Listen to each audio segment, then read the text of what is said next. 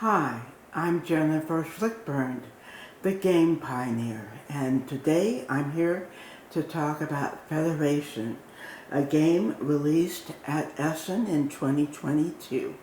There haven't been a lot of videos or even attention, I think, paid to this game, but if you look on Board Game Geek, it has an 8.0 rating, which it has sustained, unlike Rise, for example, since its initial debut at Essen. We have found the game to be very enjoyable, very interactive, not conflict, okay?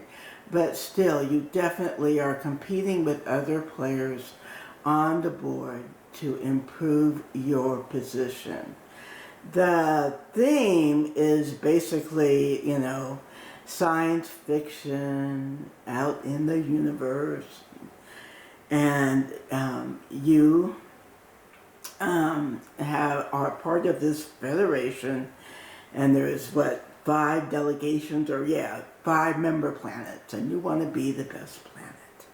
So basically you have ambassadors to do the work on the board.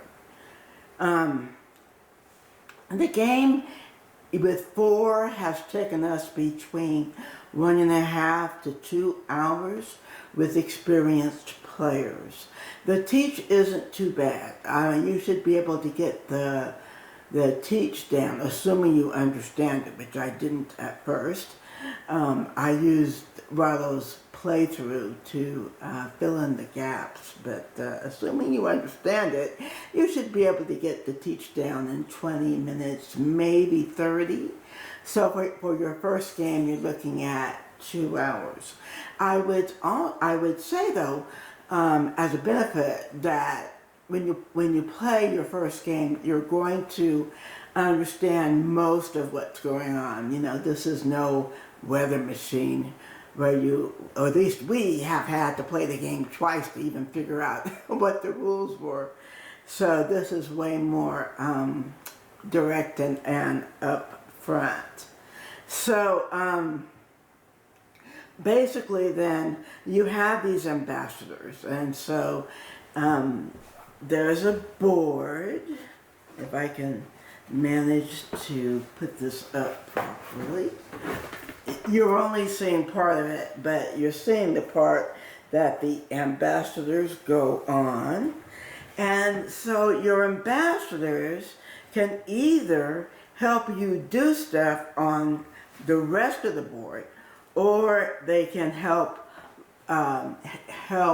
by placing votes for one aspect of the game or another. So on your turn, you're going to place your ambassador on one of the spaces and do what that space tells you to.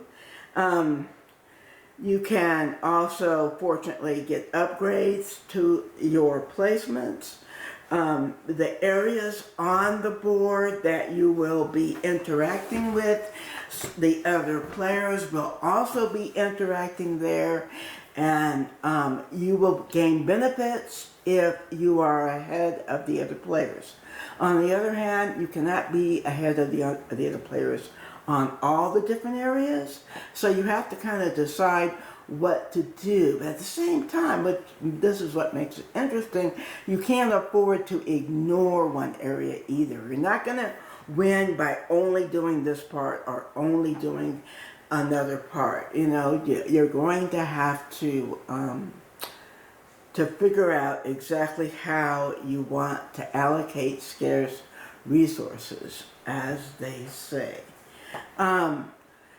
It's not so much conflict that you start arguing, or at least we didn't, but still, I really liked the way that they implemented the worker placement.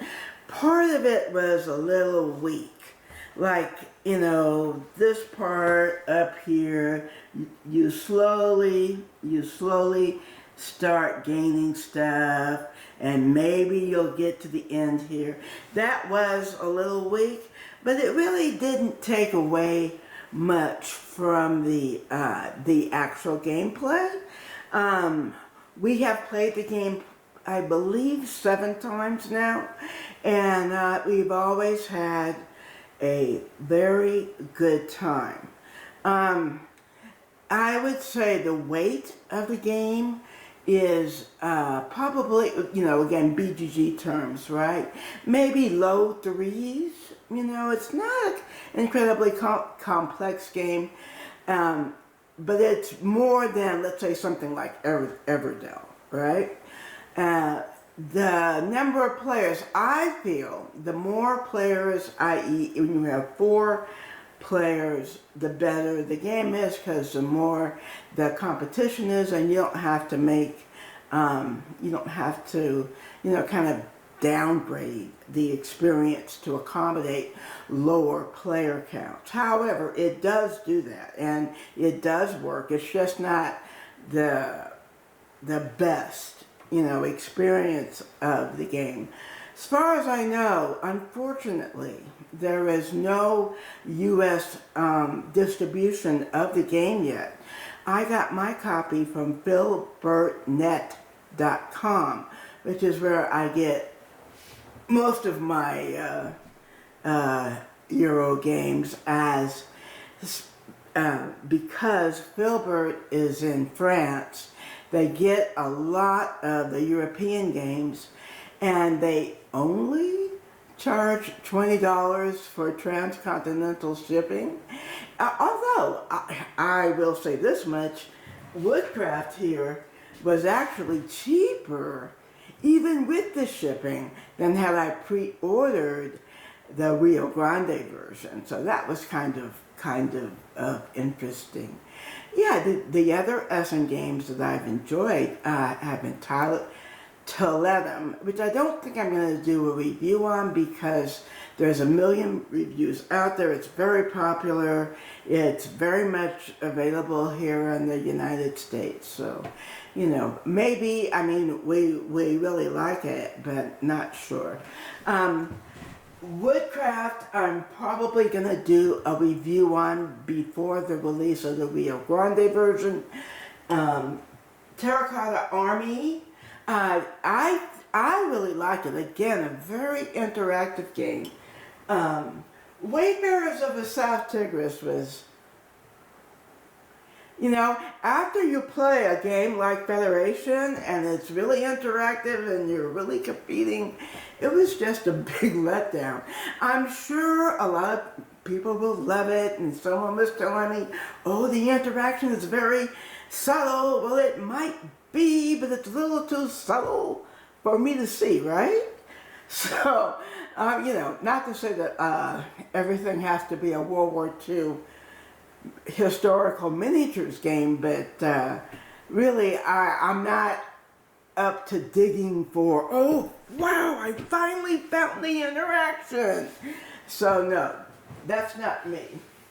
So you may see reviews of these games. Oh wow, Great Western Trail, Argentina.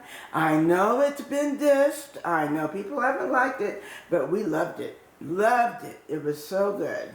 So, again, things to look forward to on the channel. I, again, will work hard on getting back to you folks a little faster than I have been doing this year. So, I hope you have a great week, and thank you so much for watching.